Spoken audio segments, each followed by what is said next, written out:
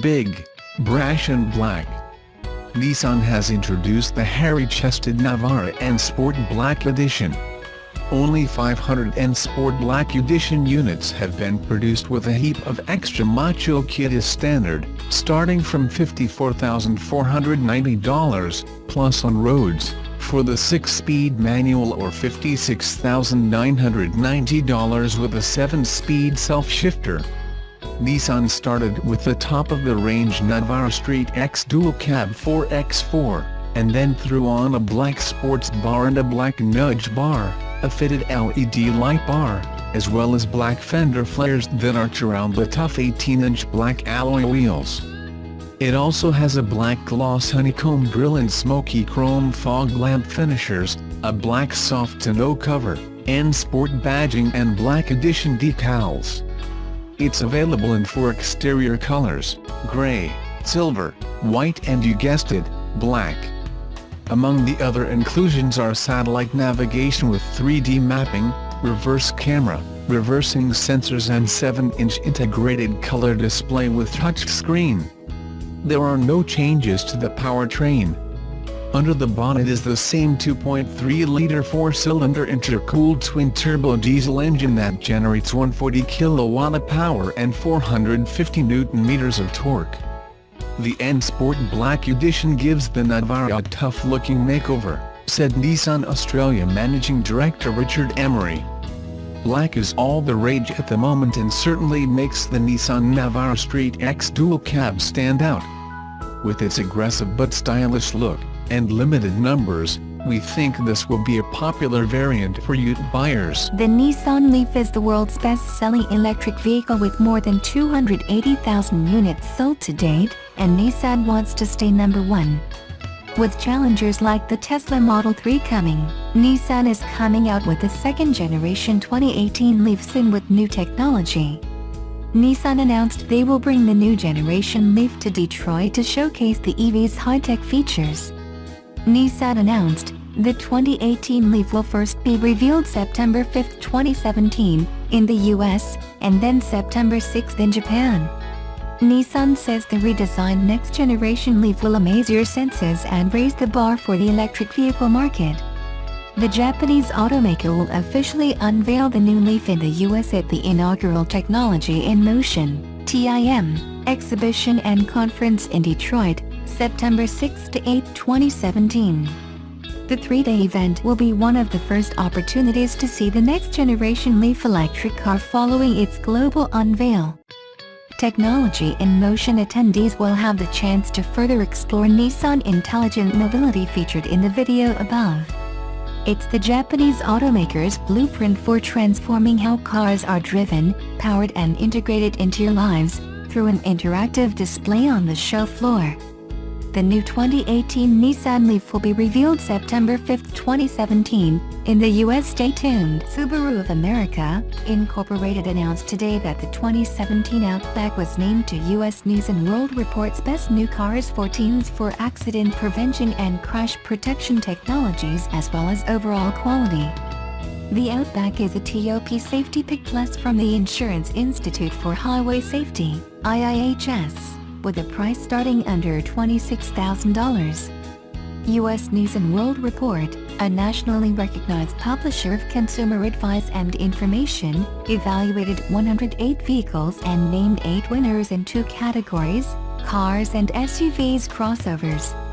To be named one of the best new cars for teens, a vehicle must have the best combination of reliability ratings, crash test scores, available advanced driver assistant features and top critics' recommendations in the US News Best Car Rankings in its pricing category. The Subaru Outback was instrumental in launching the crossover trend more than 20 years ago, with rugged styling that highlighted increased capability. Today, the Outback stands out for its proven safety features, including Subaru's EyeSight-registered trademark driver assist technology that uses stereo camera technology and integrates adaptive cruise control, pre-collision braking and vehicle lane departure warning. The 2017 Subaru Outback earned the top Safety Pick Plus rating and a superior rating for frontal crash prevention from the Insurance Institute for Highway Safety, IIHS. when equipped with EyeSight and HID headlights. Debuting on the 2017 Outback model line, reverse automatic braking helps the driver avoid a possible collision when the vehicle is moving in reverse. The system uses 4 ultrasonic sonar sensors located in the rear bumper cover and can automatically stop the vehicle.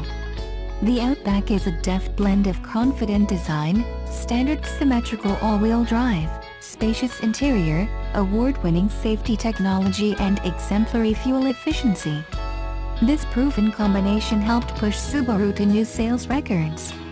As of July, Subaru achieved 68 consecutive months of yearly month-over-month growth and the best July ever for Outback sales. U.S. News & World Report is a digital news and information company that empowers people to make better, more informed decisions about important issues affecting their lives. Focusing on education, health, personal finance, real estate, travel, cars and news and opinion, www.usnews.com provides consumer advice, rankings, news and analysis to serve people making complex decisions throughout all stages of life. More than 30 million people visit www.usnews.com each month for research and guidance. Founded in 1933, U.S. News is headquartered in Washington, D.C. Subaru of America, Incorporated, SOA, is a wholly owned subsidiary of Subaru Corporation of Japan. Headquartered at a zero landfill office in Cherryham, New Jersey, the company markets and distributes Subaru vehicles, parts and accessories through a network of more than 620 retailers across the United States. All Subaru products are manufactured in zero landfill production plants, and Subaru of Indiana Automotive, Incorporated is the only U.S. automobile production plant to be designated a backyard wildlife habitat by the National Wildlife Federation. SOA is guided by the Subaru Love Promise, which is the company's vision to show love and respect to everyone, and to support its communities and customers nationwide.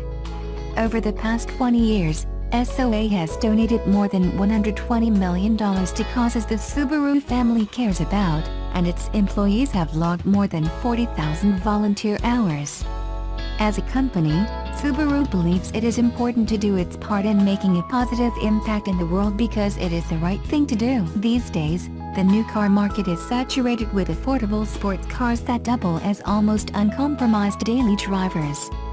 For the most part, these are compact vehicles like the Subaru WRX STI, Volkswagen GTI Golf R, Ford Focus Street Focus RS, and the Honda Civic C Civic Type R. Unless you suffer from serious brand loyalty, you're probably going to have trouble picking between this tight pack of cars. Trust me, I recently found myself in this predicament. I cross-shopped the Focus RS, the WRX STI, and the Chevrolet Camaro SS1LE while trying to settle on my new daily, and wound up leasing the Subaru. Though my decision was primarily based on pricing and affordability, and the fact that Aaron is an unabashed Subaru fanboy. And after spending some time with the Focus RS lent to us by Ford, I learned that the Subaru makes for a better everyday car. The WRX STI, which starts at $36,095, is a 305 horsepower four-door sedan that's been on the market in its current generation since 2014. Though its looks have changed, its performance and feel remain similar to when Subaru first brought the model to America in 2004, for better or for worse. The Focus RS, on the other hand, is much fresher. Ford began selling the car, which carries a starting MSRP of $36,120, in America just last year. For that price, you get a 350 horsepower 5-door hatchback with a fancy rear differential, and, well, a hatch, something you can't currently get with the STI. To test the Focus RS, I put around 700 miles on it by daily driving it on the streets of New York City and on the back roads of New York's Catskills region. Dirt roads, pothole-packed city streets, and curvy back roads helped me figure out what it's actually like to live with the RS. As for the STI, It's my personal car, which means I've put nearly 2,000 miles on it so far on those very same roads. Both cars are aggressive, but the Focus RS is a hair over the top. As someone who's been known to put up with back-cracking suspensions and aggressive clutches, I didn't think the RS would have anything on me. It's just another factory hot hatch, I thought going into my time with the car. I was wrong. With their suspensions left in a respective non-sport mode, the RS and the STI feel about equal when it comes to ride stiffness. Neither are totally city-friendly or overly pleasant, but when you get the cars on back roads, they both corner flat and are able to roll over road imperfections without rearranging spines. But it's not the suspension that gets me on the RS, it's the clutch. For traffic-free trips, the third pedal on the RS is fine. It's not much heavier than the clutch pedal on my STI, so if you're shifting quickly, it's not a big deal. But when navigating traffic with the RS, I found myself wishing I had some sort of powered robotic extension for my knee and leg. About halfway through the clutch pedal's travel, it seems as though there's a return spring that makes it want to shoot up through the bottom of your foot. Maybe this was something that was even more noticeable or worse on our test car that already had more than 10,500 hard, journalist-driven miles clocked in. But in traffic, it was terrible. Just thinking about it makes my left knee hurt. The RS also seemed to have some sort of auto-rev feature to prevent stalls when rolling off the clutch. It's not abnormal for a manual car to bounce the revs up a bit when releasing the clutch, but it almost seemed like the RS had some sort of electronic anti-stall function. Without touching the gas pedal, I saw the car's revs repeatedly jump to around 1500 RPMs while rolling off the clutch without applying gas. While this could be helpful for novice manual drivers, I found it to be incredibly annoying while parallel parking. Granted, the WRX STI's clutch isn't the easiest to familiarize yourself with, but you won't find the car shooting up revs to prevent stalls at traffic lights. The Focus RS doesn't feel as roomy as I'd hope a hatchback would. This generation of STI might not be available as a hatchback, but that doesn't mean it's lacking in interior comfort and space. In fact, the STI has the RS beat when it comes to front legroom and headroom, and from my real-world passenger tests, it has the preferred back seat of the two. Though nothing beats not having a rear shelf in the way when attempting to carry massive pieces of luggage or assorted furniture, the STI has more than enough room to transport groceries or even a full set of track wheels and tires and other goodies whenever necessary. But it's still nicer to have a hatch. Both cars are back road friendly, but the Focus RS is easier to drive fast. According to 0 to 60 times, the STI is capable of going from 0 to 60 miles per hour in 4.6 seconds, and the RS will match that with its rev-holding launch control system. But just because both cars can launch from standstill at an equally quick pace does not mean their performance is matched everywhere. On the roads I tested the cars on, the Focus RS felt far more predictable and dialed in than the STI. The car's all-wheel drive system put the power where it needed to go, to help pitch the car around corners without us having to be worried about compensating for understeer or not having enough grip. Though the STI would likely be able to match the RS in the same conditions, the Subby requires a bit more built-up confidence in the car than the RS. TL. The RS feels like a car that any competent driver could get in and drive fast, while the STI requires a bit more familiarity and a more adaptable driver.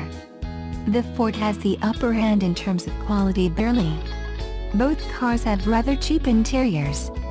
The Focus RS feels plasticky, and the STI feels low-rent, though it's far better than the previous gen car. But beyond the interior, the RS feels more solid all around. In terms of long-term use, around 2,000 miles into the STI's life, the car has already developed some drivetrain lurch and a slightly audible whine when off-throttle in gear. The RS, on the other hand, feels far more sturdy, even after more than 10,000, presumably hard, miles. Though I didn't experience it firsthand, The RS does have a known overheating issue with its rear differential.